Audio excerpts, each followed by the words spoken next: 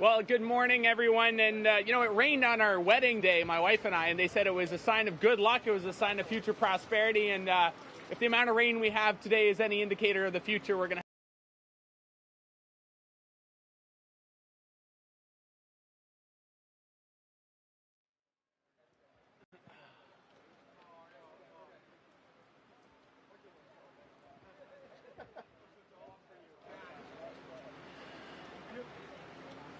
Well, good morning, everyone. And, it rained on our wedding day, my wife and I, and they said it was a sign of good luck. It was a sign of future prosperity. And if the amount of rain we have today is any indicator of the future, we're going to have a very prosperous future here in Niagara.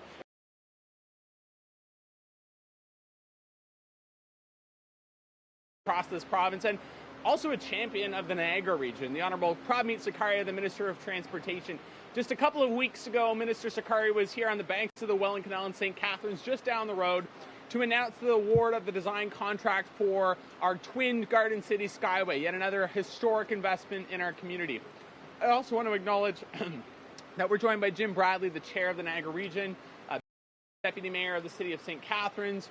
We have Mayor Bill Steele from Port Colborne, and Sean Podello, the President and CEO of Ontario Shipyards. I also want to recognize the visionary Blair McKeel, who's joined us as well. And last but definitely not least, the hardworking crew here from the skilled trade workers at Port Weller. Thank you for all you do. It's amazing. In the heart of absolutely, round of applause. Thank you. In the heart of one of North America's key marine corridors, for decades, this historic shipyard has had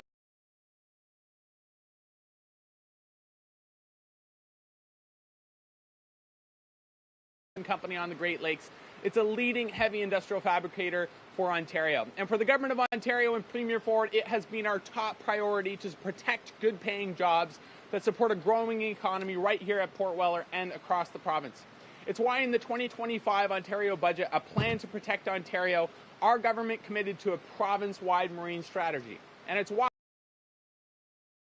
the Ontario Shipbuilding Grant Program, which I know we're going to hear more about from Minister Sarkaria today. It's all part of a province's vision to make Ontario the most competitive place to invest, create jobs, and do business in the G7, while also investing even more in critical infrastructure, healthcare, and education. Today, I look forward to hearing more good news for Niagara.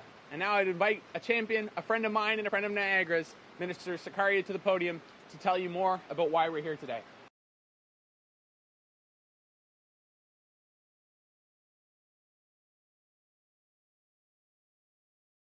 Mr. Hoff, for your kind introduction and for being here today, a strong champion, not only for the industry but for this region, and MPP Sarkaria, new a team member, but someone who has hit the road running when it comes to whether it be Hamilton, the region, and delivering for her city and for this region. And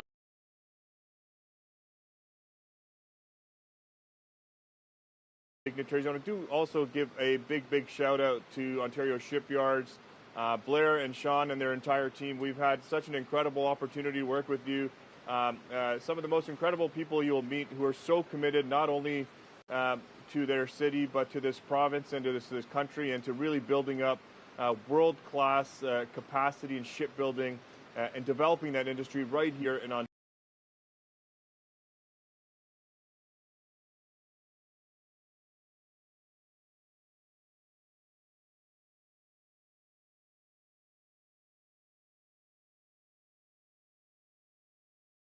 Water transportation contributed $280 million to Ontario's GDP. Just a couple of years ago, our government made history by releasing Ontario's first ever marine transportation strategy. We have a bold vision to ensure Ontario's marine sector has the support it needs to thrive. And today, we are marking a milestone in our mission to transform the marine sector and solidify its role in helping to protect Ontario's economy for years to come. I'm pleased to announce that our government is investing $215 million into the shipbuilding and marine sector in the province.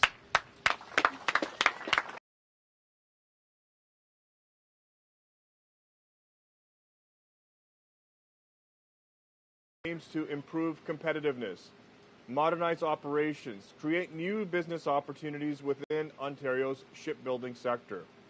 The program will provide $15 million in funding over 2 years to projects that support skills training, infrastructure improvements, and the purchase of machinery and equipment. Applications will open in late July through the Payment Ontario portal. This goes in hand with our government's $200 million commitment in the 2025 budget to support the marine sector, because a strong shipbuilding industry means a strong Ontario, especially as we face unprecedented threats from south of the border that threaten families, workers, and businesses across the province. If we can unlock the potential in the marine sector in Catharines and all across the province, then strengthening Ontario's marine transportation sector will enhance our province's competitiveness and support our skilled workforces. Our investments will support Canada's shipbuilding capacity under the National Shipbuilding Strategy.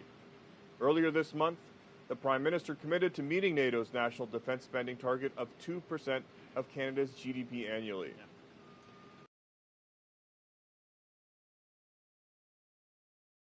We will ensure our economy and our country remain strong. Ontario's marine transportation sector moves up to 63 million tons of goods annually.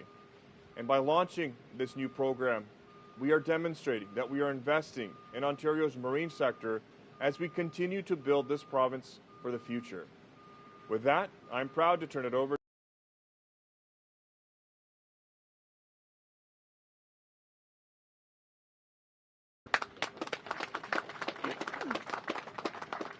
Thank you. It is great to stand alongside Minister Sarkaria and Minister Oosterhoff and be a part of this very exciting announcement.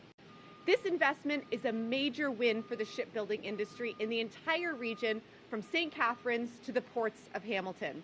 Not only does this investment create jobs for the people in our economic impacts for local suppliers, service providers, and families across the entire Hamilton and Niagara regions. Under the leadership of Premier Doug Ford, our government will continue to invest in infrastructure that delivers real results for the people of Ontario. Thank you. Done. Thank you.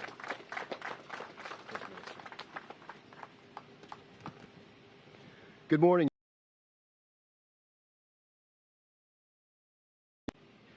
To the Honourable Prabmeet Sarkaria, Minister of Transportation, thank you for your steadfast leadership and vision in establishing the $200 million Ontario Shipbuilding Grant.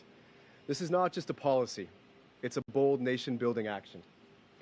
To MPP Monica Sorello, Parliamentary Assistant to the Attorney General and member for Hamilton Mountain, your steadfast advocacy for Ontario shipyards is making a real difference. Today, more than 50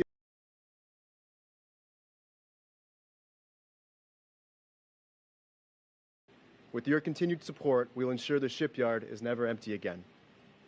I'd also like to thank MPP and PA Sam Oosterhoff for being here. Sam was kind enough to give me this excellent pin for the province, and Sam's been one of our greatest champions and a champion for the Niagara region.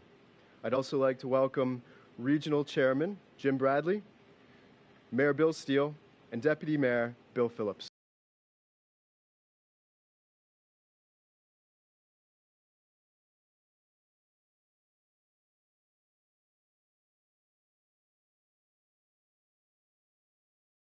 And workers from sectors across this great province. Minister Sarkaria has created a generational investment, one that will secure the livelihoods of thousands of workers, protect industrial capacity, and signal to the country that Ontario is ready to build ships. At a time when support, it's a catalyst for growth and a chance to build a stronger, more secure Canada. Minister Sarkaria, MPP Sorello, MPP Oosterhoff, your government is doing what it promised to do, protecting Ontario's workers, restoring domestic manufacturing, and transforming Ontario into the most competitive place in the G7 to invest, grow, and build. With this support, Ontario Shipyards is ready to play a meaningful role in the fleets of the Royal Canadian Navy and Canadian Coast Guard. These projects are first and foremost about delivering the ships Canada needs. They're also a direct path to meeting our national commitments, including the hot-off-the-press new target of 5% for NATO defense spending. One of the most strategic, shovel-ready ways to get there is by building ships in Canada, including Ontario, starting now. These are not projects that should be offshored to China. Shipyards are anchors of economic security, hubs of advanced manufacturing, and engines of regional development. The National Shipbuilding Strategy was designed to build national capacity. And while we are proud of the work being done in Halifax, Lévis, and Vancouver, for the National Shipbuilding Strategy to fulfill its purpose, Ontario must play a role. There was a time in the darkest days of World War II when Canada had the third largest navy in the world. In those years,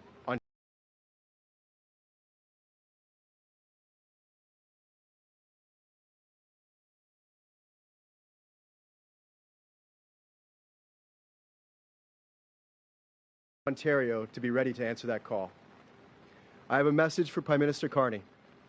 We humbly invite you to visit our yards, meet our people and our partners, such as Algoma Steel. The province of Ontario has demonstrated a commitment to shipbuilding with a $200 million investment. We have a plan to begin construction by the spring of 2026. Prime Minister, I understand you have a passion for economics. A famous economist once wrote, "The important thing for government is not to do things which individuals are doing already, but to do those things which at present are not done at all." At present, shipyards in Ontario do not have a meaningful role in the National Shipbuilding Strategy. Activating Ontario will unlock strategic value, enhance national capacity, and safeguard Canada's sovereignty at sea. MPP Sorello, MPP Oosterhoff, thank you for being here today. Thank you for supporting Shipbuilding Ontario, and most importantly, thank you for supporting the people at Ontario shipyards. I look forward to working with you and the federal government to finally bring shipbuilding back to Ontario.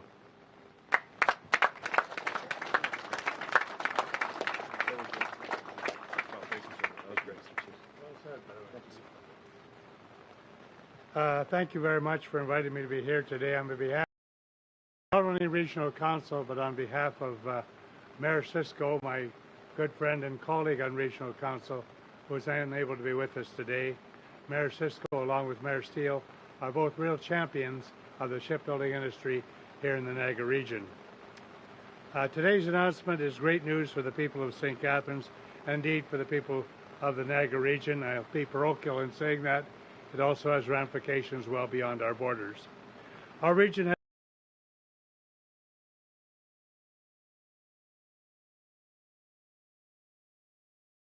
includes the historic Welland Canal, has long been an important cultural and economic driver for our region and indeed for the entire province.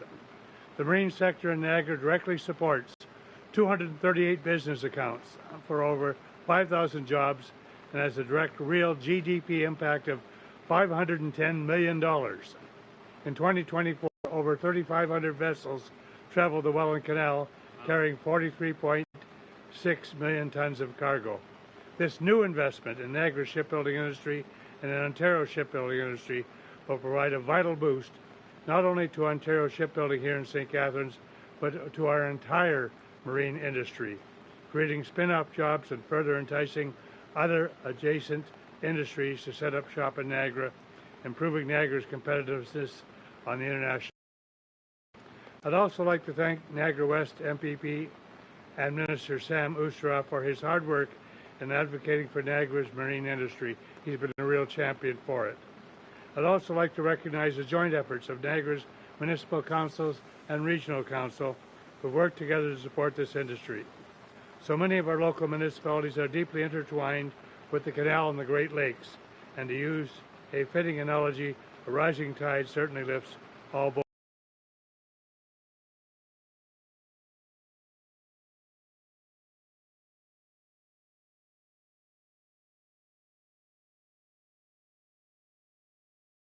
The staff who played a vital role in the revitalization of the shipbuilding industry here in the province of Ontario.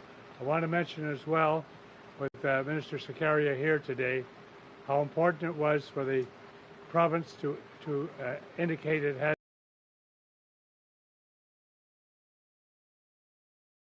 as opposed to being important in terms of the Ministry of Transportation. This Minister, this Premier, this Minister, and the team here have ensured that that is no longer the case, and it is now one of the foremost industries that we have here in Ontario. Thank you very much, Minister. Thank you very much, Sam. Thanks for all of you being here today. Thank you, Chair.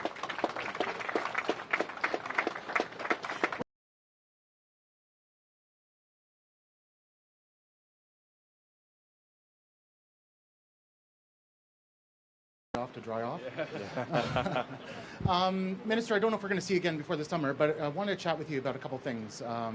Starting off with a couple developments out of Metrolinx, one being Scarborough Subway Extension. Of course, we saw updated costs that show the total budget's now over $10.2 billion. Also, more recently, we've heard about a cancellation of the contract with On Express. Just want to check with you. We're hearing about these things through, different third parties, like through lawyers or through social media posts. Just wondering if there's an opportunity maybe be a bit more proactive in disclosing this, because in the interviews we've done on these stories, we keep hearing that there's a frustration about a lack of communication and disclosure about these types of things. Well, no, thank you, Nick, for the question. Look, we have, one of the anywhere in North America has ever seen. And so there's two parts to that question. One part is as you work through the process and you procure certain parts of that, whether it be subway line or GO expansion, there are certain points in time in which you can release information publicly to maintain the integrity and competitiveness of that program, so you're not giving away to the market as people and multiple other companies are bidding on it. But ultimately, we, the information on the subway, Scarborough Subway, was provided to the board. It was made public through that upcoming board meeting. But I have to note on that specific cost. When we first referenced costs in 2019, same as with the Ontario line and many of our other projects, we reference only the construction.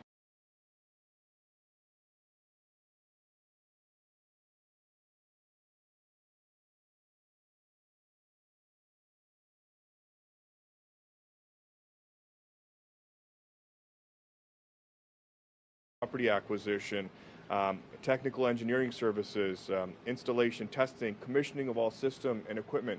So the cost that you see now is inclusive of all that, whereas the cost that had initially been quoted was only to be as transparent as possible, because we are delivering one of the most significant and important capital investments into public transit that not only this province, but all of North America has ever seen. And we'll work with everyone to do so in a way that continues to build excitement around the investments that are occurring. Okay, thank you. And hopefully we can get a breakdown of those costs to show where exactly what's gone to.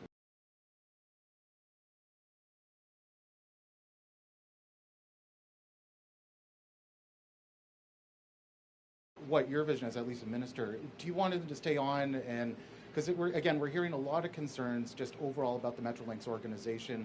Does he have a mandate to sort of really shake it up? And what changes could we see under his leadership if he's even staying in the position? Well, I think I've, in a very short period of time, been very impressed with Michael Lindsay and his leadership.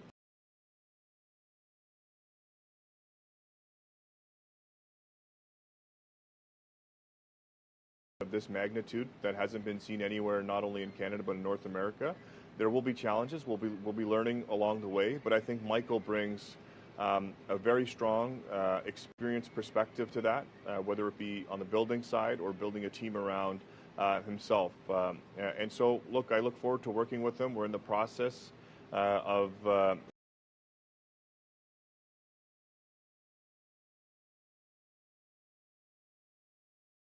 very happy and impressed with the work that Michael Lindsay has done. We were just in Niagara not too long ago making some really exciting announcements in Hamilton, where we've reduced commuter times on those using the GO train from Niagara all the way into Union Station by almost 15 minutes on a round trip. So we're making significant investments. He's leading the charge